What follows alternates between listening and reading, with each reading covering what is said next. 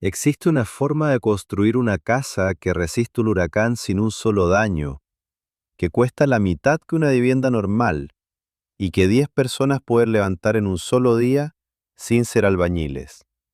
No es nueva, el ejército la fabricó más de 100.000 veces. Todavía hoy siguen en pie miles de ellas, 80 años después. Y sin embargo, si intentas construir una como tu casa principal, te vas a encontrar con un muro de normas, tasaciones y seguros diseñado para impedírtelo. No porque falle. Al final de este video vas a entender por qué la estructura más resistente y más barata que ha inventado la ingeniería moderna casi no se puede usar para vivir. Soy Rafael Vega y esto es Ingeniería Prohibida, el canal donde desenterramos los sistemas que dejaron de enseñarte. Suscríbete si quieres saber lo que la industria preferiría que siguieras sin conocer. La forma es un arco, un semicírculo de acero corrugado, anclado al suelo, que es a la vez pared y tejado en una sola pieza continua. Y para entender por qué es tan resistente, primero hay que entender el arco, la forma más antigua y más lista de la construcción. Los romanos ya lo sabían. Cada acueducto que cruza España, el de Segovia que lleva 2000 años en pie sin una gota de cemento, es una sucesión de arcos. Cada bóveda de cada catedral, cada puente de piedra de cada pueblo. El arco trabaja siempre a compresión, empujando la carga hacia abajo y hacia los lados por su propia curva, sin un solo punto débil donde algo pueda romperse. Los ingenieros árabes tenían una frase para esto: el arco nunca duerme, está siempre en tensión, repartiendo el peso, trabajando cada segundo. 6000 años de la misma física, desde los zigurats de Mesopotamia hasta hoy. La historia moderna de esta casa empieza en el barro, abril de 1916, en las trincheras de Bélgica, en plena Primera Guerra Mundial.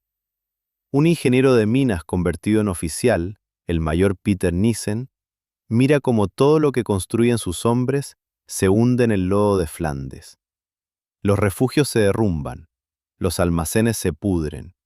Y Nissen recuerda una cosa, un tejado curvo que había visto años antes en una universidad de Canadá. La mayoría de los ingenieros recordarían el fallo. Nissen recordó la curva. En 3 días levanta 3 prototipos de cabañas semicirculares de acero corrugado, atornilladas en agujeros ya perforados. Mientras las trincheras se tragan todo lo demás, el arco aguanta. Para agosto ya se fabrican en serie. 6 hombres montan una en 4 horas. Al final de la guerra, hay más de 100.000 repartidas por todo el frente. Pero la historia no termina en las trincheras. En 1941, la Marina de Estados Unidos retoma la idea y la perfecciona. La rebautizan con el nombre del lugar donde la fabrican. En 4 años producen más de 150.000 de estas estructuras. Una sola persona sin formación, con un taladro, puede ayudar a montarla. Se envían a todas partes, a Alaska, al desierto del norte de África, a las islas del Pacífico, a Groenlandia, a Islandia. La misma curva, los mismos tornillos, la misma supervivencia en todos los climas del planeta. Y cuando termina la guerra, los soldados vuelven a casa, a una crisis de vivienda, y se acuerdan de lo que los había cobijado. Hacen cola toda la noche para comprar una por el equivalente a unos pocos meses de sueldo. Ciudades enteras se levantan con ellas. Universidades las usan para alojar a miles de estudiantes. En Nashville, una de estas cabañas se convierte en un estudio de grabación legendario, porque el acero curvo tiene una acústica que ninguna pared recta puede dar. Diseñadas para durar 5 años, siguen en pie 50 años después. Y aquí es donde la ciencia moderna confirma lo que los soldados ya habían visto.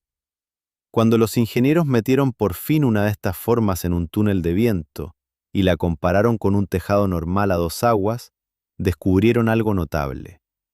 Piensa en lo que pasa cuando una tormenta golpea tu casa. El viento choca contra una pared plana y se para en seco. La presión se acumula contra la superficie y busca el punto más débil, el borde del alero, la esquina del tejado, el sitio donde dos planos se encuentran. Las tejas se levantan, el alero se rasga, y una vez que se rompe el primer punto, el fallo se propaga en cascada. Tu tejado a dos aguas está lleno de esquinas, y en cada esquina el viento se acelera y arranca los bordes. Los estudios miden en esas esquinas picos de presión de hasta 20 veces la presión normal del viento, concentrados en un solo punto. Ahora piensa en el arco.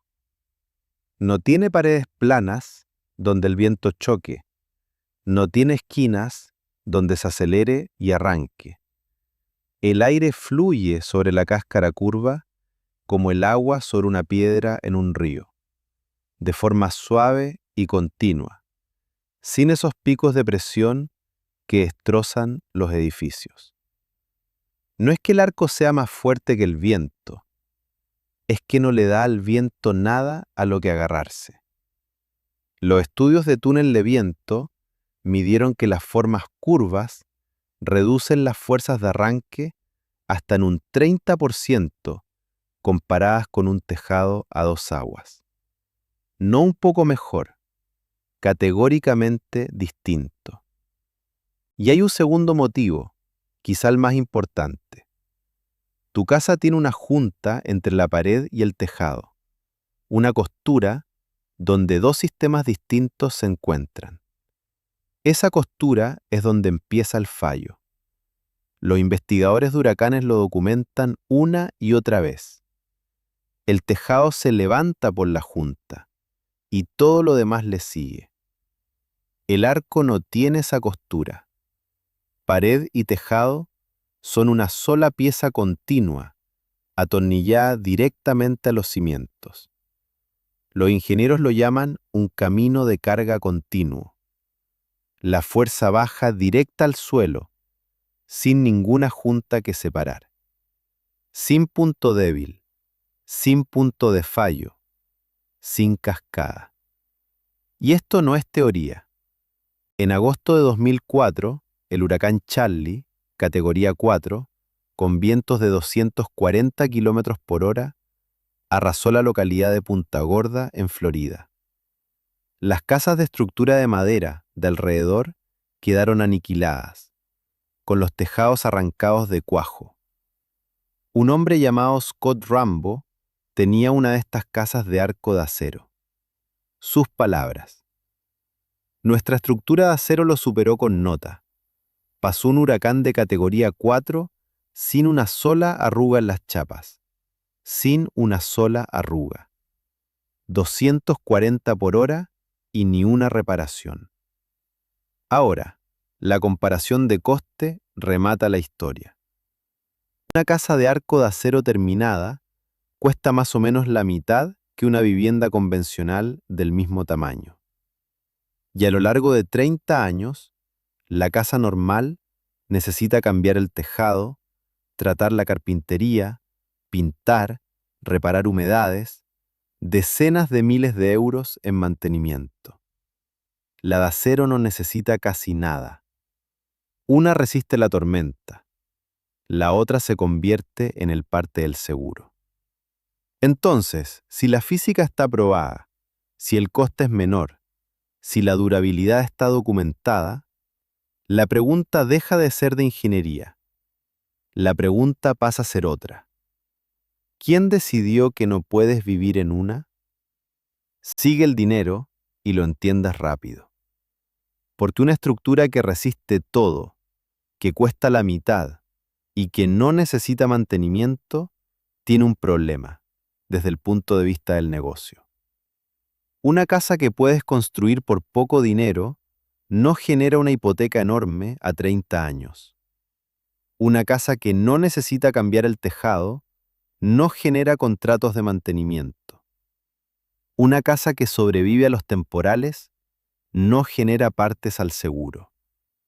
La construcción convencional es un río de dinero que fluye cada mes hacia los bancos, las aseguradoras, los fabricantes de materiales y los gremios.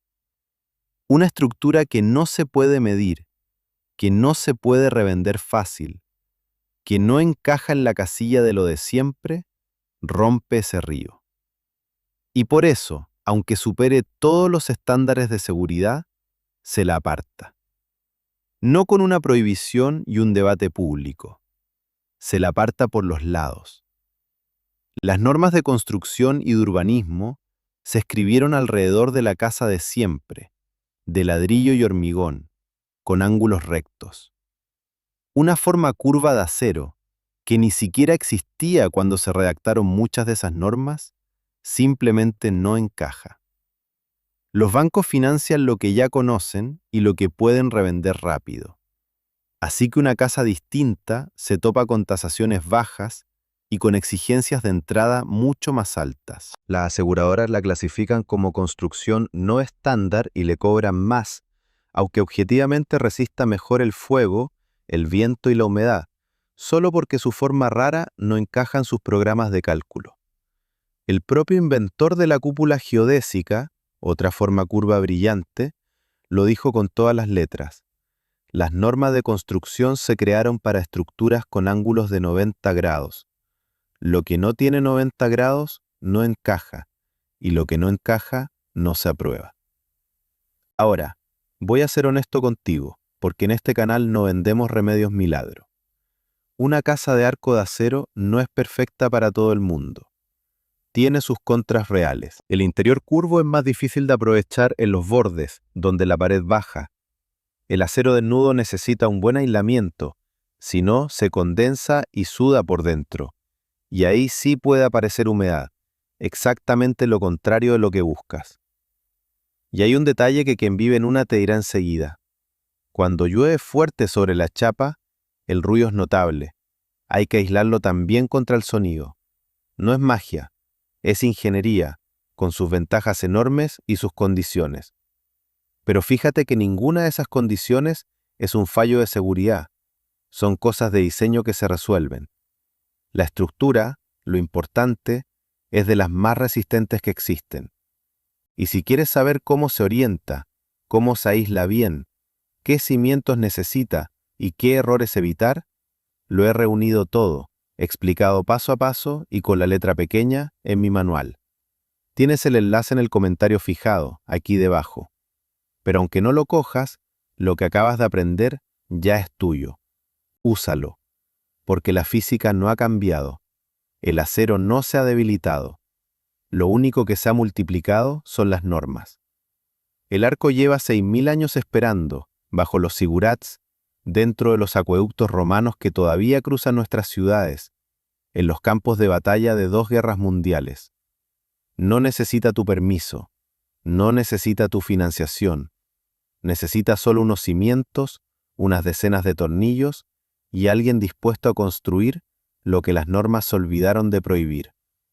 Una estructura que no se puede medir, una casa que no se puede revender 20 veces, una ingeniería que no pide ni suscripción, ni contrato de mantenimiento, ni hipoteca a 30 años. La pregunta, como siempre en este canal, no es si funciona, eso ya lo sabes. Es cuánto tiempo más vamos a pagar el triple por una casa que resiste la mitad, solo porque la forma que aguanta cualquier tormenta le conviene menos a quienes viven de reconstruirla. Cuéntame en los comentarios si conoces alguna de estas naves de acero curvo cerca de donde vives, porque en el campo hay muchas, y si te atreverías a vivir en una. Os leo todos. En el próximo video desenterramos otra forma olvidada, la cúpula de hormigón que sobrevivió a una bomba atómica, y por qué las normas de construcción jamás la mencionan.